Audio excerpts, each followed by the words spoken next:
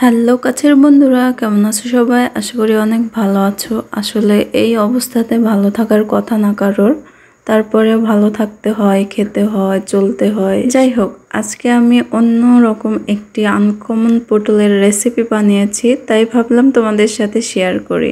আর সাথেই থাকবে, সম্পূর্ণ দেখার অনুরোধ রইল। প্রথমে আমি এখানে বড় সাইজের সুন্দর পটল দেখে বেছে নিয়েছি 5টা। তারপরে এগুলোকে এইভাবে করে ছুরি দিয়ে উপরের যে খোসা সেটা ছাড়িয়ে নিতে হবে। আর প্রত্যেকটা এভাবে কেটে নিতে হবে, 2 পাশ একটু বেশি করে কেটে নিতে হবে। আর এর কারণ হচ্ছে, এখন আমি পটলের মধ্যে থেকে যে বীজ সহ এক্সট্রা উপাদানগুলো আছে সেগুলো প্রত্যেকটি পটল থেকে বের করে নিব এভাবে করে। আর দেখতেই পাচ্ছ ভিডিওতে আমি কিভাবে কাজটা করেছি। এখন কড়াইয়ে সামান্য তেল দিয়ে কিছু পেঁয়াজ কুচি দিয়ে দিলাম। আর পেঁয়াজ কুচিটা একটু হালকা করে ভেজে নিতে হবে। আর এ পর্যায়ে কিমা করা মুরগির মাংস দিয়ে দিলাম। এখানে প্রায় হাফ কাপ পরিমাণ মুরগির মাংস আছে। আমি ব্রয়লারের মুরগি কিমা করে নিয়েছি নরমালি ছুরি দিয়ে। তারপরে যে পটলের মধ্যেকার উপাদানটা ছিল সেটা দিয়ে দিলাম। অবশ্যই বীজগুলো বেছে নিতে হবে। তারপরে এখানে বাকি ইনগ্রিডিয়েন্টস দিয়ে দিলাম: হলুদের গুঁড়া, মরিচের গুঁড়া, জিরার গুঁড়া, ধনিয়ার গুঁড়া, লবণ এবং আদা রসুন বাটা। সামান্য পানি দিয়ে সিদ্ধ হতে দিয়ে তারপরে এইরকম ঝুরঝুরা করে ভেজে নিলাম। হয়ে গেল পুর রেডি। এখন আমি যেটা করব, পটলের মধ্যে তৈরি করা পুরটা দিয়ে দিব। মনে রাখতে হবে, যত বেশি ভালো করে পুরটা দিবে তত বেশি মজা লাগবে এটা। অর্থাৎ পুরা পটলের মধ্যে পুরটা ঠেসে ঠেসে দিতে হবে, যত বেশি দেওয়া যায়। এখন আমি কড়াইয়ে তেল দিয়ে দিলাম সামান্য। আর সেই পটলগুলো ভেজে নিলাম এপিট ওপিট করে। বেশি সময় ভাজা যাবে না এবং সাবধানে ভাজতে হবে যাতে পটলটা ফেটে ভিতর থেকে যে পুর ওইটা বের না হয়ে যায়।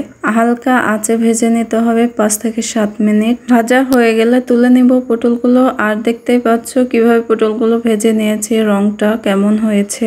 এখন আমি সেম কড়াইয়ে দিয়ে দিলাম কিছুটা তেল আর দিয়ে দিলাম পেঁয়াজ কুচি পরিমাণ মতো। পেঁয়াজটা ভালোভাবে ভেজে নিতে হবে। ভাজা হয়ে গেলে দিয়ে দিলাম এখানে রসুন এবং আদার পেস্ট।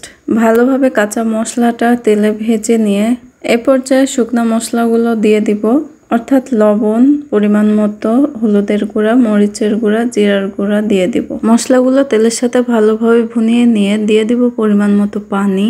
একটু নাড়াচাড়া করে ঢাকনা দিয়ে ঢেকে দিলাম। আর 5 মিনিটের মতো জাল দিয়ে ভেজে রাখা পটলগুলো দিয়ে দিলাম। আর রান্না করতে থাকবো 10 থেকে 15 মিনিট। তার কারণ পটলগুলো ভিতরে কাঁচা আছে, উপরে যতই ভাজা দেখা যাক কিন্তু এটা হালকা কাঁচা আছে। প্রথমে 5 মিনিট ঢাকনা দিয়ে জাল দিয়ে রেখে তারপর ঢাকনা উঠিয়ে এখানে দিয়ে দিলাম পোস্ত দানার পেস্ট, অর্থাৎ ব্লেন্ডারে আমি পোস্ত দানা এভাবে ব্লেন্ড করে পেস্ট করে নিয়েছি, সেটা দিয়ে দিলাম। আর ভালোভাবে এটা মিশিয়ে নেব পুরো ঝোলের সাথে।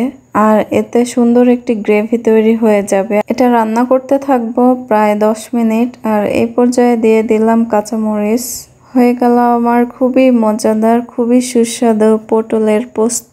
আসলে জানি না এটা কি বলে, আমি এভাবে তৈরি করে নিলাম। আমার কাছে খুবই আনকমন এবং খুবই মজাদার লেগেছে এটি। আর হ্যাঁ বন্ধুরা, আমি যে এত কষ্ট করে ভিডিও ছাড়ি, তোমরা কেউ একটা লাইক দাও না এবং চ্যানেলটাকে সাবস্ক্রাইবও করো না। আমার এতে খুবই মন খারাপ হয়। সবাই অনেক অনেক বেশি ভালো থাকবে। আজ এ পর্যন্ত, আল্লাহ হাফেজ।